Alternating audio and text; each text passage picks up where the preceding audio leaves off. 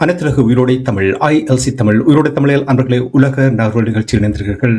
உலக நார்வல் நிகழ்ச்சியில் பிரித்தானியாவிலிருந்து போரியல் ஆய்வாளர் அரசவர்கள் இணைகின்றார். வணக்கம் அரசவர்களே. உயிரோட தமிழ் உறவுகளுக்கு அன்பு வணக்கம். தொடர்ந்தும் நாங்கள் ஈரான், இஸ்ரேல், அமெரிக்காவுக்கு இடையிலான போர் நிலைமைகளை பார்ப்போம்.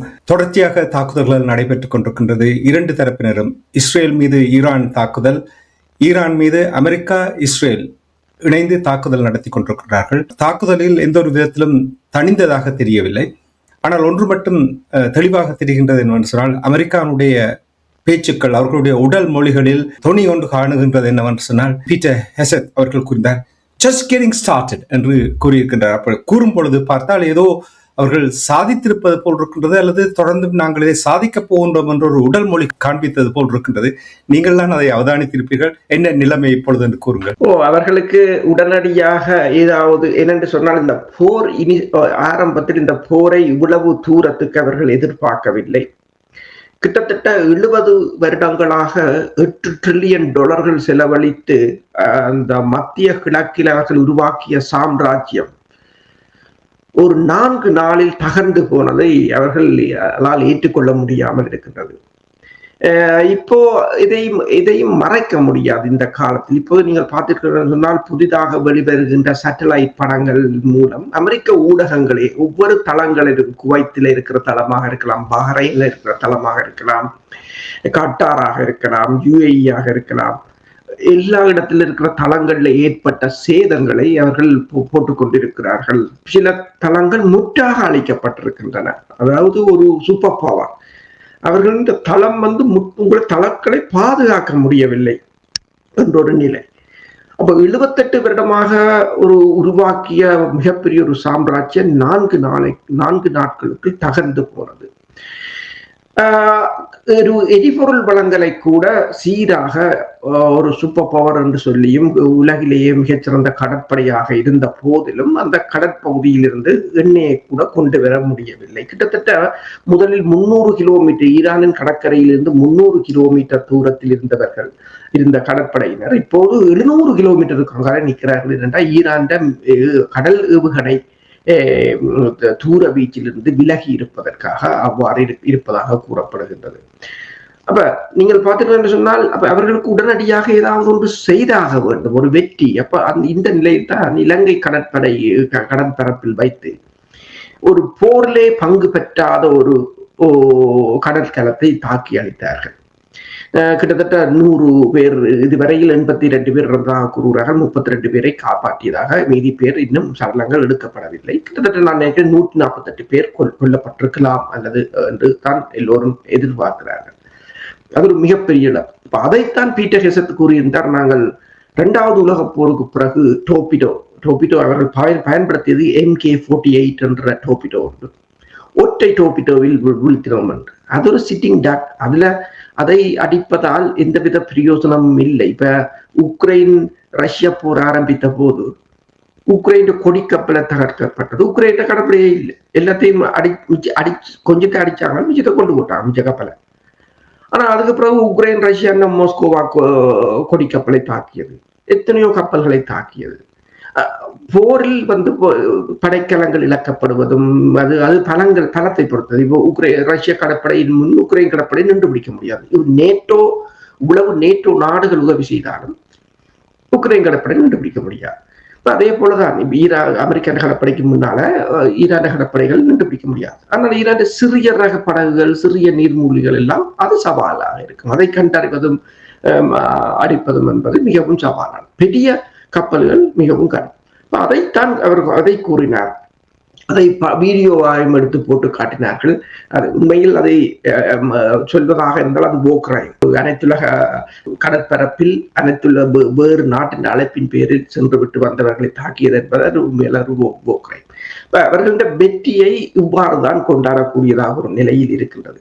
என்றால் இப்ப இவர் எதிர்பார்த்த அளவுக்கு அங்கு ஈரானில் இந்த தாக்குதல் எந்தவித மாற்றத்தையும் ஏற்படுத்தவில்லை. இன்னும் பிளவுபட்டிருந்த ஒரு ஈரானியர்களை ஒரு கொடியின் கீழ் ஒன்றுபட வைத்திருக்கின்றது இந்த தாக்குதல்.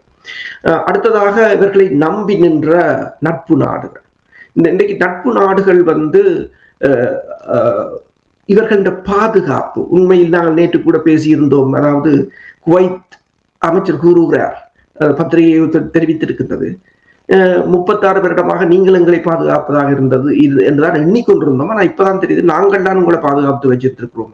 எல்லோரும் ஓடி போய் கொட்டையில் வழியவும் அங்கும் வீடுகளிலேயும் ஒழித்திருந்த சம்பவங்கள் எல்லாம் உலகம் பார்த்து கொண்டிருக்கிறது. இப்ப என்னென்ன இவர்கள் எதையும் மறைக்க முடியாது. அதுதான் அந்த பிரச்சனை. இப்ப ஈரான் அடி வாங்கலாம், அது வேறு விடயம். ஈரானில் ஆக்கள் இறக்கலாம், பெருமளவான மக்கள் கொல்லப்படலாம். ஏனென்று சொன்னால் சமச்சீரற்ற போர் முறையாகத்தான் இருக்கின்றது. ஈரான் எந்த விதத்திலும் அமெரிக்காவுக்கு மேட்ச் பண்ண முடியாது.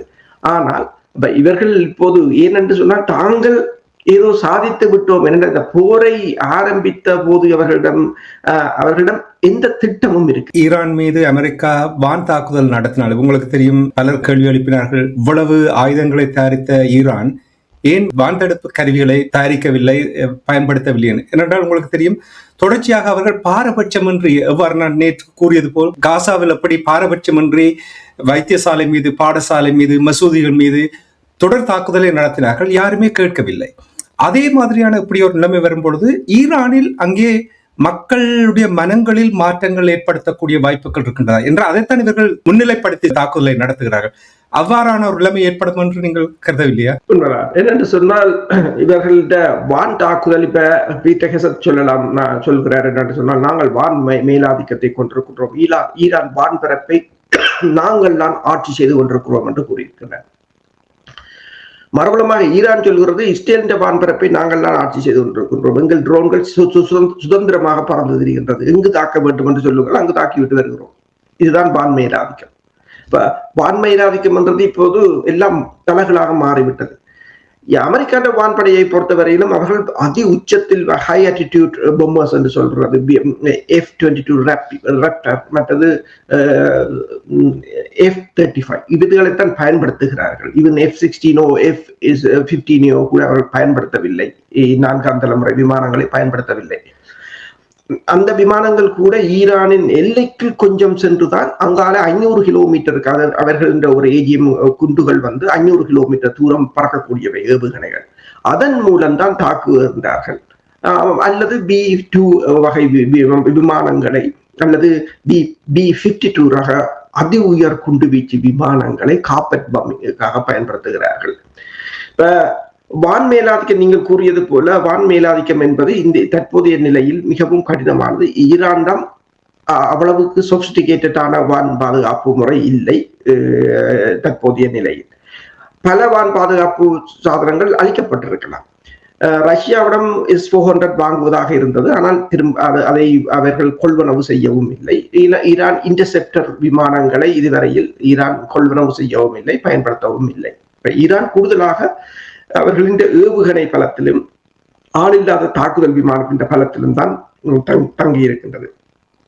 மக்களின் மனங்கள்ல நீங்கள் கூறியது போல இந்த வான் தாக்குதல் ஒரு அச்சத்தை ஏற்படுத்தலாம் அல்லது பிளவுகளை ஏற்படுத்தலாம் என்றால் அது அப்படித்தான் அவர்கள் யோசித்தார்கள். ஏனென்றால் வான் தாக்குதலை நடத்திய போது நீங்கள் கூட இதில் சொல்லியிருந்தார்கள், ட்ரம்போ அல்லது நெத்தனியாவோ கூறியது என்னன்னு சொன்னால், நாங்கள் குண்டுகளை வீசுகிறோம், நீங்கள் அரசுக்கு எதிராக கலவரம் செய்யுங்கள். அந்த மக்களிட குழந்தைகளை கொண்டுவிட்டு, அந்த மக்களிட உறவினர்களை கொண்டுவிட்டு, அந்த மக்களிட ஆட்சியை நீங்கள் உங்களோட அரசாங்கத்தை நீங்கள் மெஸ்அப் பண்ணுங்கன்னு சொன்னால், தற்போதைய காலத்தில் எல்லோரும் அவர்களும் தொழில்நுட்பத்தால் வளர்ந்தவர்கள், படித்தவர்களாகத்தான் இருக்கிறார்கள். அவர்களுக்கு ஒரு தேசப்பற்று இருக்கும். அவர்களுக்கு அப்ப நடந்தது என்னவென்று சொன்னால் மறுதலையாகத்தான் நடந்தது. அவர்கள் எல்லோரும் ஒருங்கிணைத்து விட்டார்கள். பிளவுகளை ஏற்படுத்துவதற்கு பதிலாக அவர்கள் எல்லோரும் ஒருங்கிணைத்து விட்டார்கள். இப்போது கேர்டிஸ் படையினரை திரட்டுகிறார்கள். அதாவது மேற்கு பகுதியில் இருந்து கேர்டிஸ் படையினரை உள்நகர்த்துவதன் ஊடாக அவர்கள் ஒரு சிறு பகுதியில் ஈரானில் இருக்கிறார்கள். அங்கு ஒரு சிக்கல் இருக்கிறது என்று சொன்னால், கேர்டிஸ் படையினரை பயன்படுத்துவது ஒன்று துருக்கியோடு மிகப்பெரிய பிரச்சனையாக இருக்கு. அடுத்ததாக கேர்டிஸ் படையினரை பொறுத்தவரையில் அவர்கள் ஏற்கனவே சிரியாவில் அமெரிக்காவால் பயன்படுத்தப்பட்டு கைவிடப்பட்டு அடிக்கு மேல் அடி வாங்கியவர்கள். ஆனால் மீண்டும் போவார்களாக இருந்தால் இவர்களை நம்பி அது ஒரு விடுதலை போராட்டமாக இருக்கு. அது ஒரு கூலிப்படையாகத்தான் அவர்களை பார்க்கலாமே தவிர சமூகமும் அவ்வாறுதான் பார்க்கும். இப்ப நேற்று ஆக்சியோஸாக இருக்கலாம், CNN-ஆக இருக்கலாம், அந்த ஊடகங்கள் எல்லாம் போட்டிருந்தது கேடிஸ் படையினர் தமது தாக்குதலை ஆரம்பித்து விட்டார்கள் ஈரான் பகுதிக்கு ஊடுருவியது. ஆனால் பிறகு பார்த்தா அப்படி ஒன்று நடக்கவில்லை. இவர்கள் தூண்டுகிறார்கள், மக்கள் நீங்கள் கையில் ஆயுதங்கள் எடுங்கள் என்று தளபதி பேசுகிறார்கள், பத்திரிகை போடுகின்றனர், ஒவ்வொரு ஐடியாவை கொடுக்கிறார்களே தவிர. ஆனால் அமெரிக்கா அந்த காலங்களில் அப்படி செய்து வந்தவர்கள் தான். இப்ப உங்களுக்கு தெரியும், CIA வேண்டுமென்றால் கேடிஸ் படையினர்களுக்கு ஆயுதத்தை கொடுத்து அங்கே உள்ளுக்குள் தாக்குங்கள் என்று கூறலாம் தானே. அப்படித்தான் கொடுத்து கொண்டிருக்கிறார்கள், அதைத்தான் செய்கிறார்கள். ஆனால் பிரச்சனை என்னவென்று சொன்னால், ஈரான் நேற்றையிலிருந்து அந்த கேடிஸ் படையினரின் முக்கிய தளங்கள் முகாம்களை தாக்கி கொண்டிருக்கிறது, ஏவுகணைகள், ஆள் இல்லாத தாக்குதல் விமானங்களால். கேடிஸ் படையினரை பொறுத்தவரையில் சிரியாவில் இருக்கிறார்கள், ஈரானில் இருக்கிறார்கள், துருக்கியில் என்று சொல்லி அவர்கள் பரந்து இருப்பதால் இப்போது பிரச்சனை என்னவென்று சொன்னால், அவர்களை பலப்படுத்துவது துருக்கியுடனான நேரடியான சிக்கல்களை மேற்குலகத்துக்கு உருவாக்கும். அடுத்தது அவர்கள் முற்றுமுழுதாக 93 மில்லியன் மக்கள் ஈரானிய மக்களையும் அவர்களால் எதிர்க்க முடியுமா என்றால் அதுவும் முடியாத காரியம். உள்ளக பகுதிகளுக்குள் ஊடுருவது என்று சொன்னால் CIA ஊடுருவல்களை அவர்கள் பெருமளவில் தடுத்து விட்டார்கள். இந்த முறை தாக்குதல்களை பார்த்தீங்கன்னு சொன்னால், அமெரிக்காவும் இஸ்ரேலும் தனது வான் தாக்குதல்களை, ஏவுகணை தாக்குதலை தான் நம்பி இருக்கிறதே தவிர உள்ளுக்கு இருந்தான தாக்குதல்கள் எதுவுமே இல்லை. கடந்த முறை இடம்பெற்றது போல எந்த விதமான தாக்குதல்களும் இல்லை. இப்ப இன்று தொடர்ச்சியாக ஈரான் தாக்கிக் கொண்டுதான் இருக்கின்றது. ஆனால் தாக்குதல் இன்டென்சிட்டி, தாக்குதலின் வீரியம் ரெண்டு பக்கமும் குறைந்திருக்கின்றது.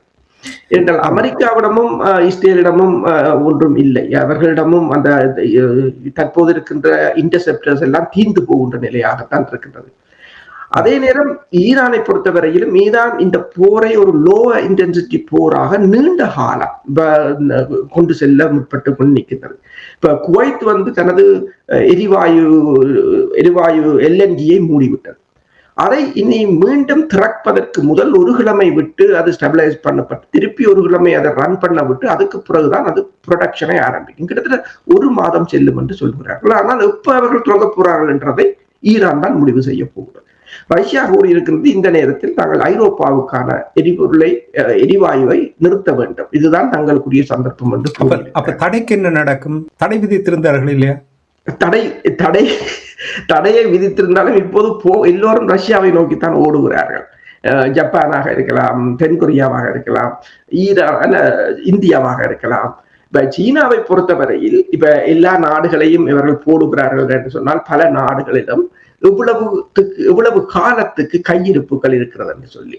இப்ப குரூட் ஆயிலை பொறுத்தவரையில் இப்ப அமெரிக்காவிடம் 200 நாளைக்கு இருக்கின்றது, சீனாவிடம் 104 நாளைக்கு இருக்கின்றது, ஜப்பான் 260 நாள், சவுத் கொரியா 210 நாள், சிங்கப்பூர் 245 நாள், இந்தியா 25 நாள், பாகிஸ்தான் 30 நாள் என்று இப்படித்தான் இருக்கின்றது.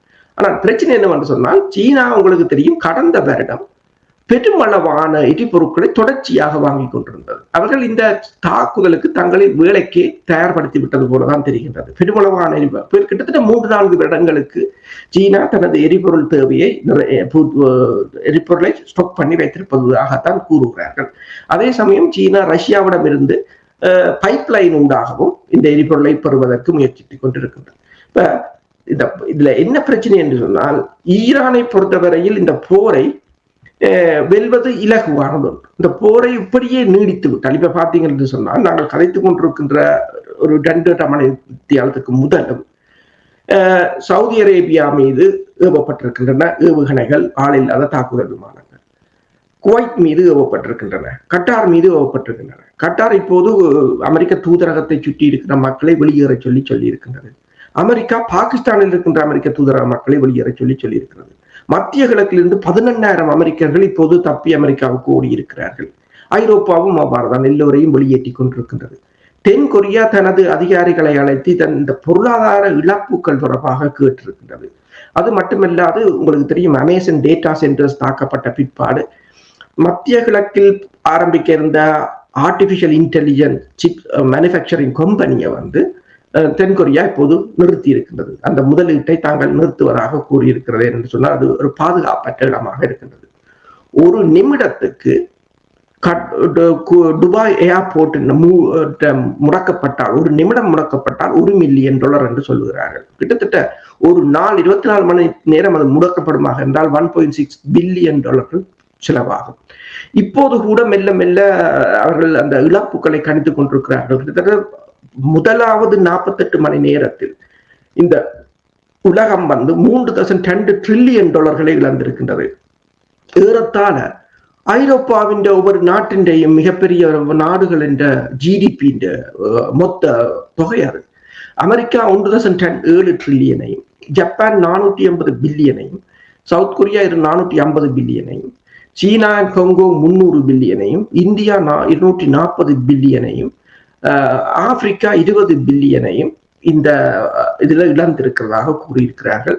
ஆனால் மத்திய கிழக்கை எல்லாம் மூடப்பட்டிருப்பதால் அதை அவர்கள் அதில் கருத்தில் எடுக்கவில்லை.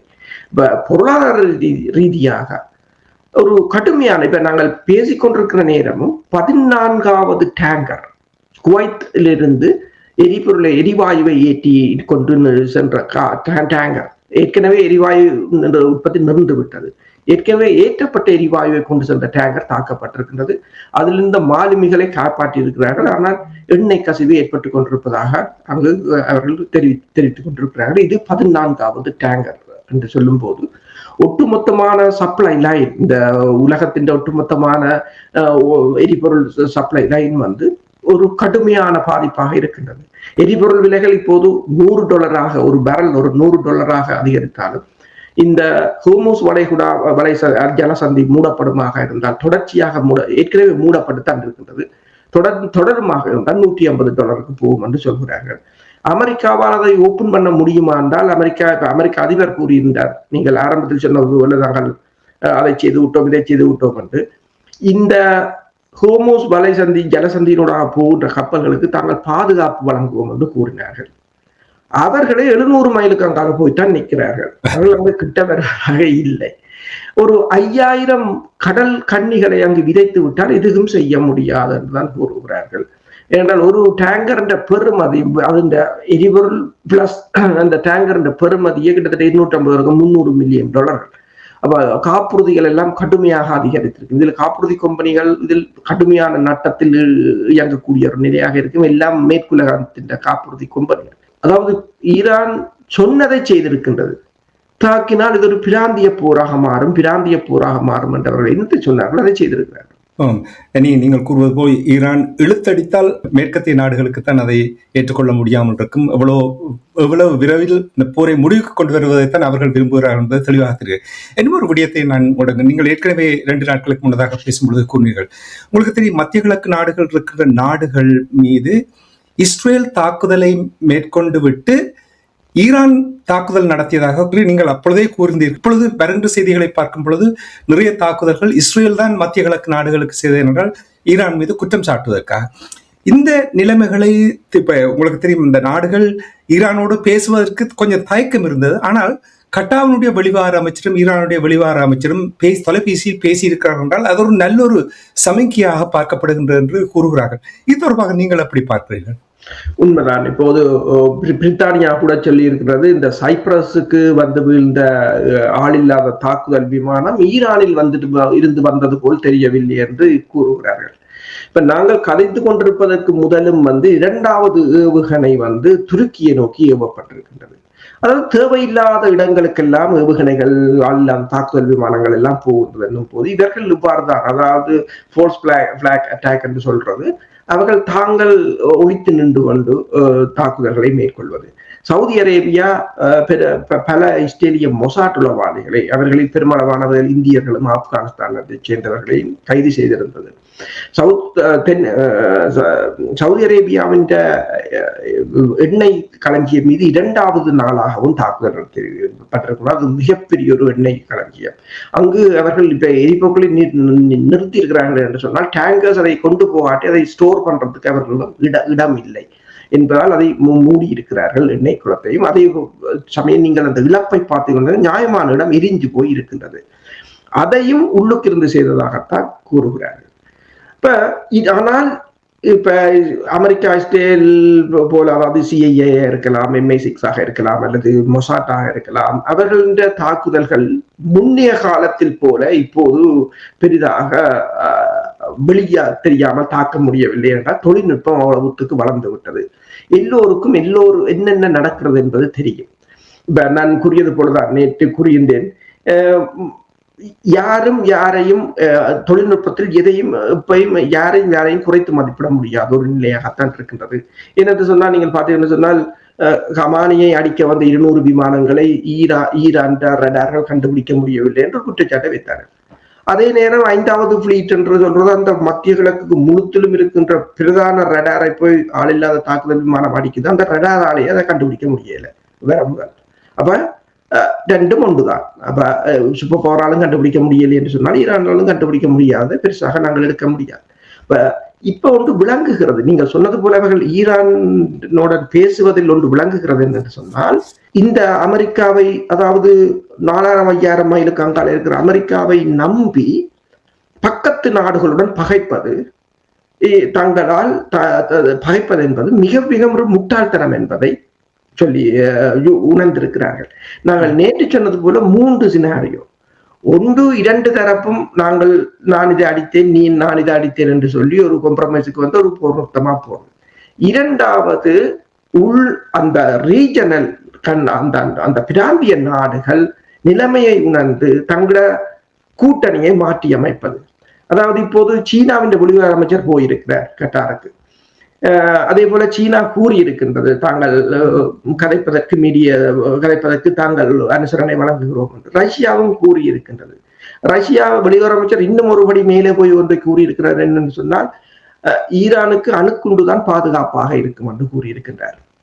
அப்ப அவ்வாறான ஒரு நிலைமையாக வருகின்றது. இப்ப இனிமேல் அதை இப்ப ஈரான் திருப்ப இவர்கள், அதாவது நேற்று ஈரானிய வெளியுறவு அமைச்சர் கூறியிருக்கிறார், ட்ரம்ப் கூறியதுக்கு, அதாவது ஈரான் பேச்சுவார்த்தை கேட்டால் போறதும் இல்லை என்று, தங்களுக்கு தேவையில்லை என்றே கூறிவிட்டார்கள்.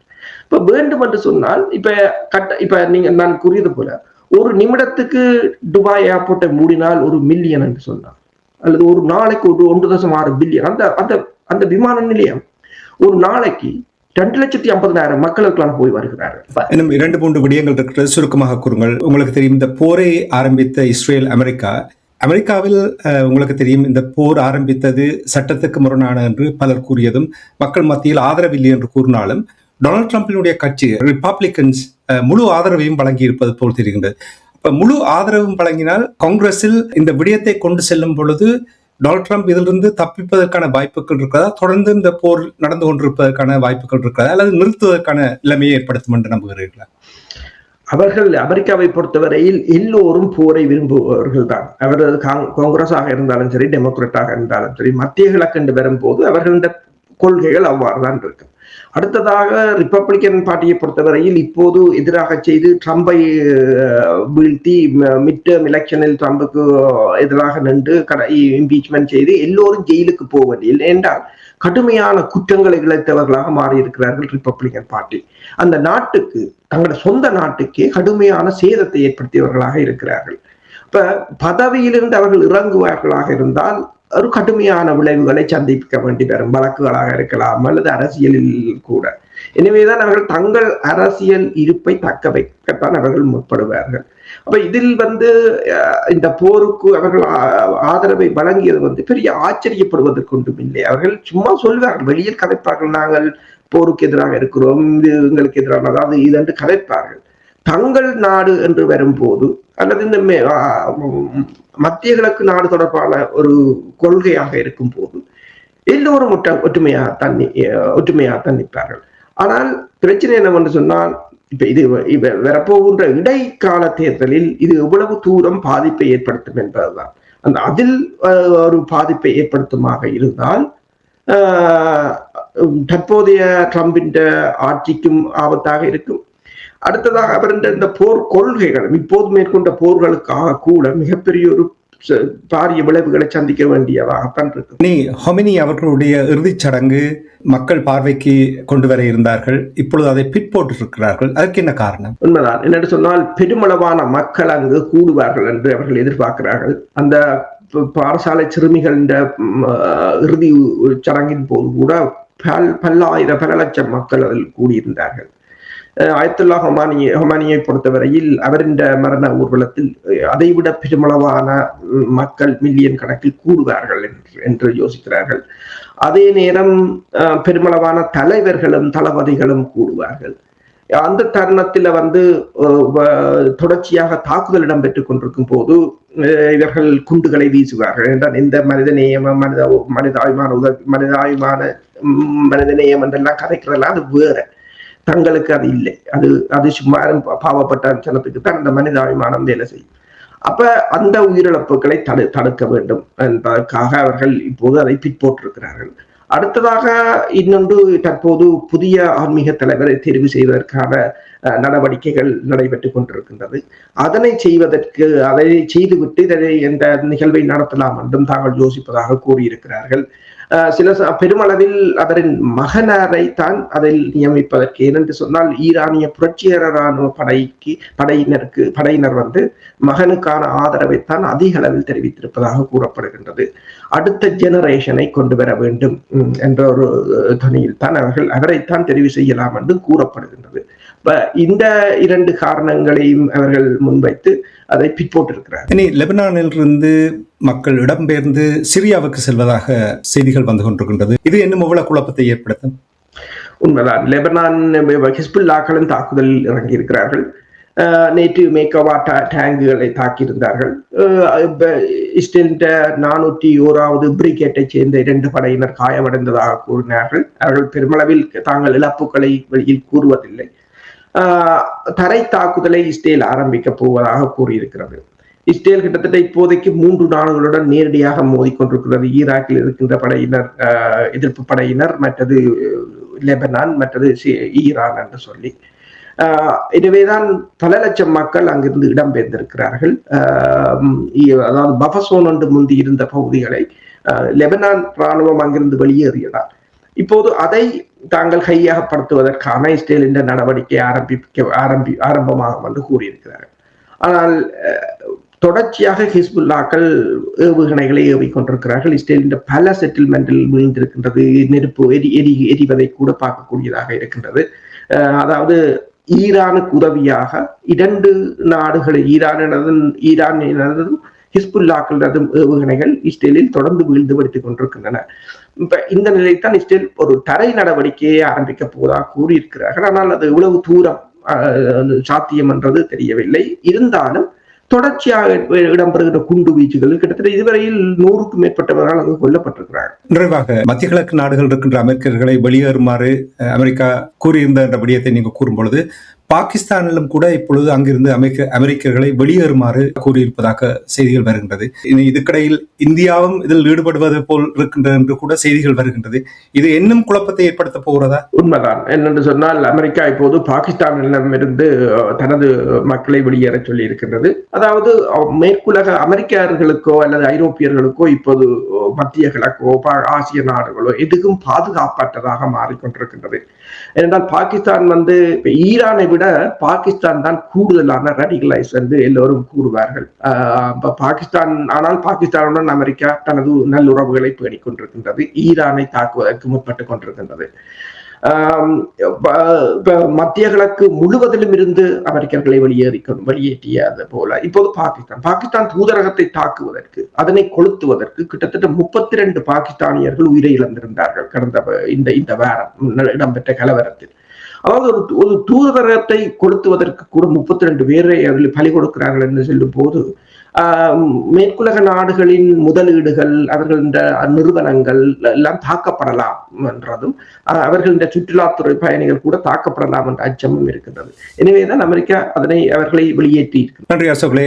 அமெரிக்கா, இஸ்ரேல், ஈரானுக்கு இடையிலான போர் தொடர்பான நிலைமைகளை உயிரோடை தமிழ் உறவுகளோடு பகிர்ந்து கொண்டமைக்காக உயிரோடை தமிழ் அன்புகள் சார்பாக நன்றியை கூறிக்கொண்டு, தொடர்ந்து மேலதிக தகவல் வரும்பொழுது தொடர்ந்து எங்களுடைய உறவுகளுக்கு தகவல்களை கொடுப்போம் என்று கூறிக்கொண்டு, என்று இத்தோடு நாங்கள் இந்த நிகழ்ச்சி என்று கொண்டு மீண்டும் சந்திப்போம். நன்றி, வணக்கம் அரசோகலே.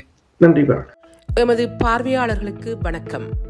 மக்களின் குரலாய் ஓங்கி ஒலிக்கும் இலக்கு மின்னிதழ் மற்றும் உயிரோடை தமிழ் வானொலி ஆகிய இவ்விரு ஊடகங்களும் உங்களைப் போன்ற எமது நேயர்கள், நண்பர்களின் ஆதரவிலேயே இயங்கி வருகின்றன. மிக குறைந்த வளங்களுடன் பல இடர்கள் மற்றும் தடைகளை தாண்டி பயணிக்கும் எமது ஊடகங்களின் பணிகள் மேலும் வளர உங்களால் முடிந்த நிதியுதவியை வழங்கி இன்னும் காத்திரமான செயற்பாடுகளை முன்னெடுக்க உதவுமாறு மிகவும் பணிவன்புடன் வேண்டி நிற்கின்றோம். உங்கள் பங்களிப்பு உங்களின் உரிமை குரலாய் ஓங்கி ஒலிக்கும். நன்றி.